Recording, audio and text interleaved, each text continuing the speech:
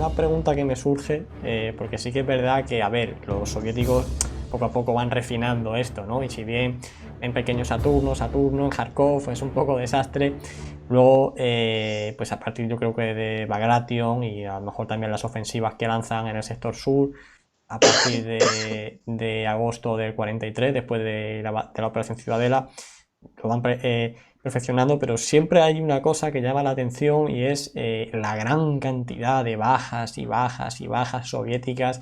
Da igual que sea en el año 41, 42, 43, 44, que estén atacando, que los alemanes estén en total inferioridad. Porque, desde tu punto de vista, ¿por qué el ejército soviético, además de lo que hemos comentado al principio, ¿no? De esa rigidez en el mando de las primeras campañas, pero por qué ya a partir de finales del 43 y principios del 44 sigue teniendo tantísimas bajas el ejército soviético? Era algo doctrinal, digamos, el hombre, y ahora sí que aquí ya, como antes, salimos ya casi del ámbito doctrinal militar y ya entramos en filosofía y en política, digamos, lo que algunos pensadores han definido el Homo soviéticus, más que un ciudadano, era un engranaje más del mecanismo, del partido, digamos, cada persona tenía un puesto y lo tenía que cumplir, su responsabilidad. Y la responsabilidad de la tropa era combatir hasta la muerte.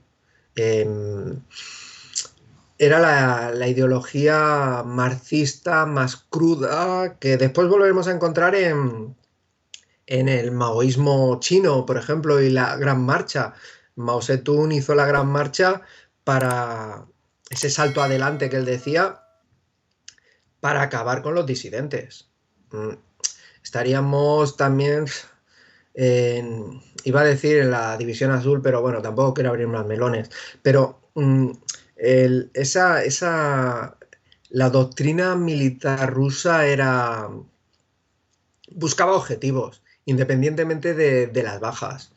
Eh, en la operación Marte, Zhukov atacó el noveno ejército de Model y tuvo 230.000, 250.000 bajas y no movió al noveno ejército. Fue considerado una victoria porque había desgastado al noveno ejército. Eh, Tenía mucha mano, tenía mucho capital humano Rusia y, Ujú. y la política, los líderes políticos estaban por otra cosa que el reducir bajas. Es crudo decirlo, tampoco quiero decir que los alemanes fuesen hermanitas de la caridad. Los alemanes también, en Kursk, por ejemplo, la ofensiva de Kursk estaba ya condenada al fracaso desde el principio. Lo sabía Hitler, lo sabía el alto mando alemán y aún así se lanzó. La batalla de Berlín estaba condenada al fracaso y aún así se siguió mandando a chavales de la Hitlerjugend a combatir. Eran sistemas dictatoriales y el hombre, la persona, no contaba salvo que alcanzase la orden dada. Y la orden dada para los rusos era avanzar y capturar. Y era ir, daba lo mismo la cantidad de bajas. Y como muy bien dices tú, puedo justificarlo hasta cierto punto en el 41 cuando los alemanes están avanzando hacia mi capital, hacia Mm. Moscú, pero en el 43, en el 44, en el 45, cuando ya tienes el control estratégico de la campaña, que ya vas a ganar, únicamente es cuestión de tiempo, que sigas utilizando de esa manera tan frívola la vida de tus soldados, desde el punto de vista occidental, no, es incomprensible, la verdad. No tengo otra respuesta que esa. Sí, sí, yo, a ver, yo tampoco me quiero meter aquí en temas, Sí, no sé si filosóficos o tal, pero no, no, es muy interesante lo que planteas, pero una cosa de ellas es que para mí un buen mariscal de campo general, pues es alguien que consigue una victoria, pero también teniendo en cuenta, bueno, que le ha costado pocas bajas a su ejército, ¿no? Entonces yo, sin tirar tierra a Zhukov ni nada, cuando se dice, no, Zhukov, claro, no pongo yo en duda que fuera el mejor general de la Unión Soviética, pero a ver, pero es que este hombre, que en todos sus ataques, no hay, yo creo que no hay batalla de Zhukov en el que haya tenido él menos bajas que el enemigo, ya sea atacando o defendiendo. Entonces, claro, yo al final tengo recursos ilimitados y solo importa la victoria, sin tener en cuenta el número de bajas que mi propio ejército ha tenido. Me parece un análisis un poco injusto, ¿no? En este caso, por ejemplo, Manstein en Kursk, a pesar de haber perdido, creo que tuvo unas 200.000 bajas, pero le infligió a los soviéticos 800.000 y perdió la batalla. Y entonces, bueno, yo creo que ahí está ¿no? Un factor que pocas veces se tiene en cuenta. No sé qué opinas al respecto. Sí, no, no, claro, es que estás haciendo una comparación muy interesante. Estás comparando, por un lado, von Manstein, que para mí es el máximo representante de la finura de la doctrina militar moderna, digamos, una persona que en una situación como la que hemos estado hablando en el 43, tras la derrota de Stalingrado, es capaz de que en una situación de inferioridad en pleno invierno, eh, darle la vuelta a la situación y volver a retomar la iniciativa del combate en el contraataque de Kharkov.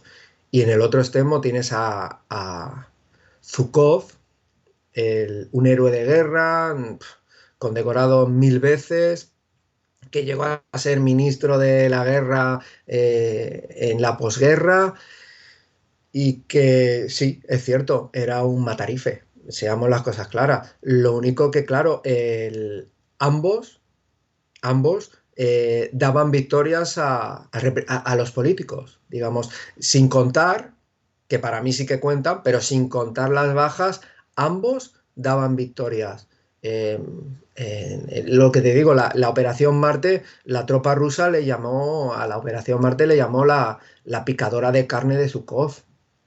Hicieron fosas, aún siguen saliendo fosas comunes de tropas rusas que fueron enterradas para que la gente no fuese consciente de la cantidad de bajas que había tenido, 250.000 propios.